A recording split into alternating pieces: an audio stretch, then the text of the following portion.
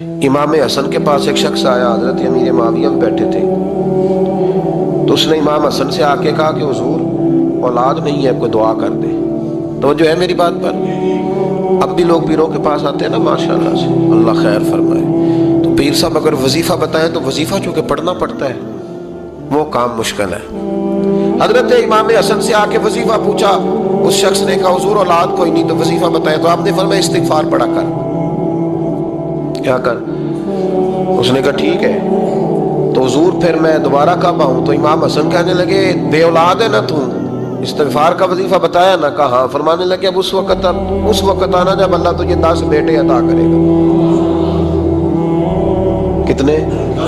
2 4 نہیں، 10 ہی کہہ دیے۔ تو حضرت امیر معاویہ رضی اللہ تعالیٰ دیکھا، کہنے لگے حسن اتنا بڑا دعویٰ؟ آپ فرمانے لگے میں نے کہہ دیا نا، تو اللہ فضل کرے گا۔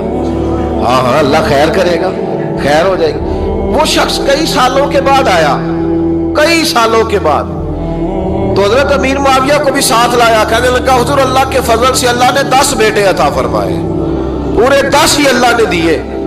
تو حضرت امیر معاویہ کہنے لگے جناب بات تو آپ کی سچی ہو گئی، پر مجھے بھی بتائیے وظیفہ کہاں سے لیا؟ فرمانے لگے قرآن پاک سے، سورہ نوح کی 10 11 12 آیت پڑھو۔ اللہ فرماتے ہیں تم استغفار پڑھو، میں تمہاری بیٹوں سے بھی مدد کروں گا، مالوں سے بھی مدد کروں گا۔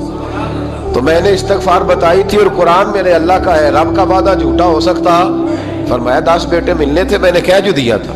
وہ میرے بھائیوں یاد رکھیں، استغفار اللہ کی رحمت نازل کر